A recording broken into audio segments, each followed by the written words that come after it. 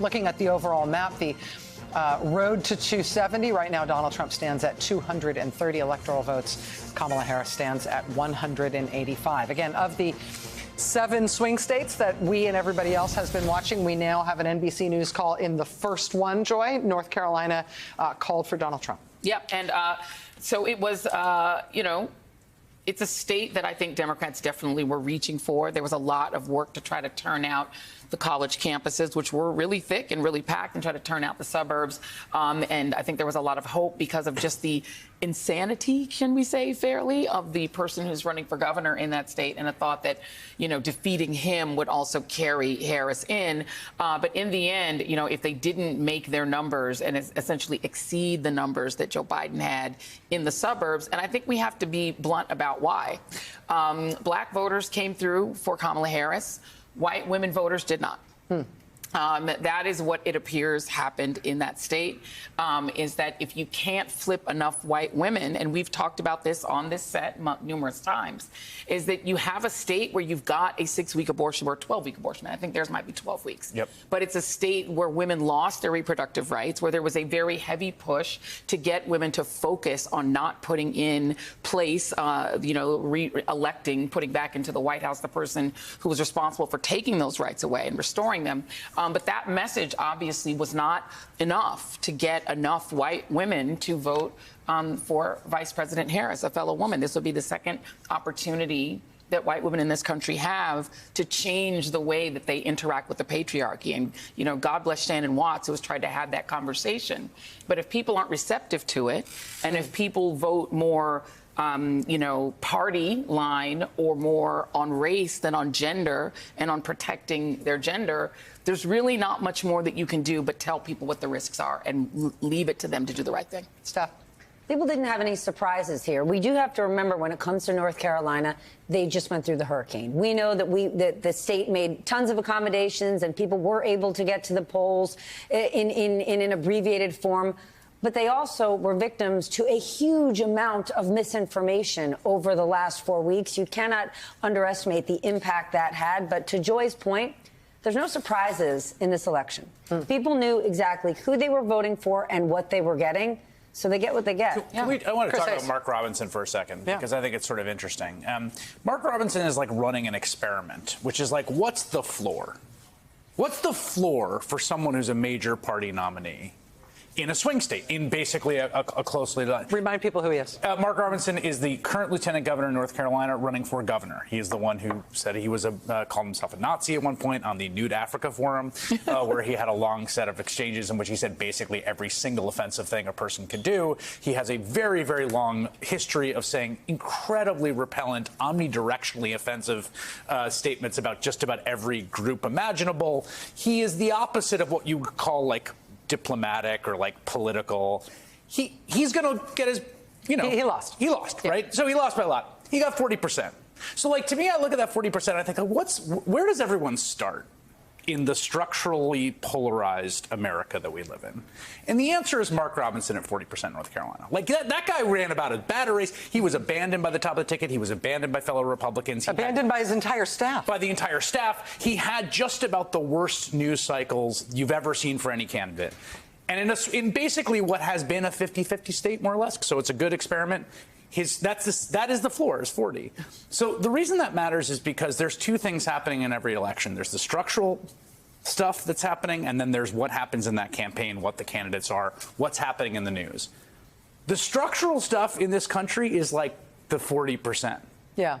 That structural stuff is moving in all sorts of interesting directions, and Steve has been talking about them. The realignment we've seen of working class voters moving from parties to the left to parties to the right, that's happened in every single OECD developed democracy across the world over the last 16 years, 20, you can go back further. Because of how structurally polarized we are, everything's happening at the margins. And the margins are 3 points, 4 points, 5 points. In a room of 100 people with people wearing different colored shirts, that's like 3 people changing the color of their shirt. It's 4 people changing the color of their shirt. That's where everything happens in American politics right now. Well, and I think it goes back to what David Plouffe said there and said they built a campaign for Kamala Harris to try to defeat a Donald Trump that had a 48% ceiling. It looks like from some of what Steve Kornacki is telling us that his ceiling might have been higher this time. Well, we talked to David exactly about that this idea that his ceiling was 46.1 or 46.7. It had always been that. And so there'll be much more time to follow this. We are following the story and the facts, and the story's not over. But if Donald Trump did increase that margin over what had been a 8-year ceiling, right, there will be much to say and much to study about whether that was because of some newfound appreciation for him and his ideas, or whether this was an economy election. And we've had many of them. And there's many a politician who will say, oh, this happened, that means you like me more, or I have a bigger mandate. And sometimes it's not that. It's that high prices and inflation after COVID disruptions was a body blow to many places. And you add what you just said. But working class voters are actually mad at everyone. They're mad at the system. They're mad at the establishment. And Democrats have thought in the last few years, listen, look at all that we've done for unions. Look what we've done for labor in this country. But we forget, not all working class voters are members of unions, right? And so there's a huge portion that correct. And I think that gets overlooked. And while we can all say, but Donald Trump does absolutely nothing for them, that's true from a policy perspective. But they look around and somehow still they feel connected with his personality. They like the way he speaks. And he speaks to them and says, you are forgotten. You know what Joe Biden did?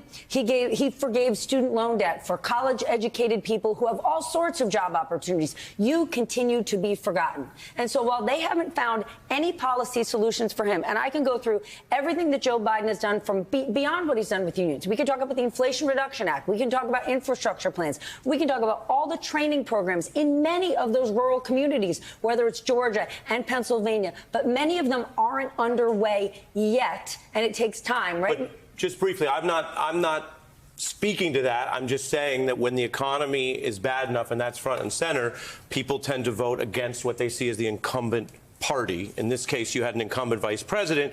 And all I'm saying, and we don't know yet, I'm just saying that, is it that everyone gave Donald Trump a bigger hug because he closed so well? Again, I'm talking about the total vote. We're not issuing any new calls other than the North Carolina call Rachel just made. But in the total vote trends, is it that, or is it something we've seen from time going back to the beginning of elections, that when people are mad about the economy, they vote against the incumbent? Or they don't vote at all, because I think we also forget that we are a 60% on a good year turnout country. There are a lot of people, especially low wealth people. You know, this is the Bishop Barber thing he talks about all the time on our shows, is that poor and low wealth people actually don't vote for the most part. They normally sit it out. And so there's a checking out of the system and saying, I'm not receiving economic benefits. College loan forgiveness doesn't impact me. And so people are actually, in some cases in this country, backing out of voting altogether. So I think there's a tendency to think it's poor people voting against their best interests, when in many cases, poor people aren't voting at all. And so they're just not a part of the system. And so what you have is higher net worth and higher education voters voting versus rural working class voters. But just remember, working class does not mean poor. You could be working class, meaning you're a non-college voter, but you actually have, you know, a second home somewhere in, you know, the Hamptons, and you work in a plumbing business, and you have you're not necessarily poor. So I think we have to be careful in characterizing it as necessarily low-wage people voting against their interests and figuring out how to get them in the system at all.